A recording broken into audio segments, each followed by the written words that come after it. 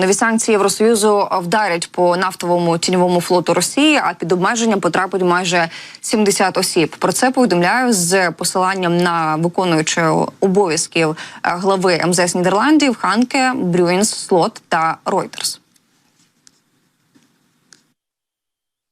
Я вітаю сьогоднішню угоду про 14-й пакет санкцій ЄС проти Росії. Цей пакет містить кілька важливих заходів, за які активно виступали Нідерланди, включно з жорсткими діями та санкціями проти Росії. За її словами, за допомогою цього пакета санкцій тіньовий флот РФ може бути позбавлений доступу до європейських портів і послуг. Вона зазначила, що вкрай важливо продовжувати працювати над новими санкціями ЄС, адже це значно сповільнить військову машину диктатора Володимира Путіна. А що ще відомо про нові санкції ЄС? Reuters пише, що пакет санкцій забороняє реекспорт російського скрапленого природного газу у водах ЄС, але не обмежує імпорт, як це зробив блок 22 року щодо російської морської нафти. При цьому експерти з газового ринку кажуть, що цей захід не матиме великого впливу, оскільки перевалка газу через порти ЄС в Азію становить лише близько 10% від загального обсягу російського експорту СПГ. ЄС також запровадив обмеження проти 3 російських проєктів щодо СПГ і дозволив Швеції та Фінляндії розірвати російські контракти. Загалом до санкційного списку ЄС було додано 47 нових юридичних осіб і 69 фізичних осіб, внаслідок чого їхня загальна кількість сягнула 2200. Журналісти пишуть, що країни ЄС додали до списку санкцій танкери, а також щонайменше 2 належні Росії кораблі, що перевозять військову техніку з Північної Кореї.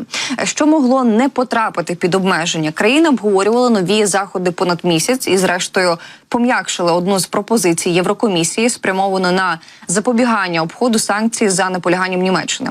І ЄС хотів змусити дочірні компанії Євросоюзу в третіх країнах заборонити за контрактом ось цей реекспорт своїх товарів до Росії. І блок прагне зупинити потік технологій подвійного призначення, які можуть бути використані Росією у військових цілях. І дипломат ЄС сказав, що Німеччина попросила провести оцінку впливу, і цей захід може бути включено пізніше. І якщо в загальному про 14-й пакет санкцій ЄС, то сьогодні стало відомо, вже так заключено, що посли країн Європейського Союзу погодили 14-й пакет санкцій проти Росії, і пізніше Bloomberg написала, що ці заходи перше торкнуться, як я вже зазначила, скрапленого природного газу Російської Федерації. І попри критику Сполучених Штатів Америки з приводу вторгнення Кремля в Україну, В'єтнам привітав Путіна з офіційним візитом, підкресливши свої багаторічні відносини з Росією, пише журнал Times. Цитую, «Візит демонструє, що В'єтнам активно реалізує свою зовнішню політику в дусі незалежності, самостійності, диверсифікації та багатосторонності», йдеться в заяві на вебсайті уряду В'єтнаму. В'єтнам і Росія пов'язані десятиліттями з Радянським Союзом, і Ханой відкидає критику Заходу на адресу Путіна, який востаннє відвідував В'єтнам у 17-му році, коли там проходив саміт Азіатсько-Тихоокеанського економічного співробітництва.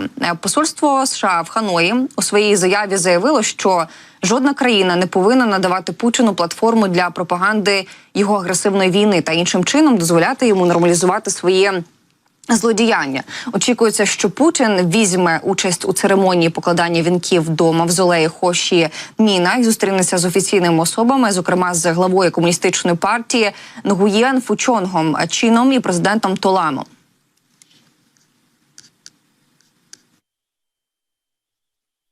Країна вже давно покладається на Росію в питаннях озброєння, включно з літаками і підводними човнами. Однак після вторгнення Росії в Україну в лютому 2022 року В'єтнам утримався від закупівель російської зброї через побоювання щодо західних санкцій. Зазначається, що хоча Росія і не є великим торговельним партнером В'єтнаму, Москву розглядають як противагу Пекіну і Вашингтону. США розглядаються Ханоєм як ідеологічний супротивник, в той час як претензії Китаю на води біля узбережжя В'єтнаму загрожують його суверенітету, сказав експерт з Азії з Азійсько-Тихоокеанського центру досліджень безпеки Олександр Вувінг.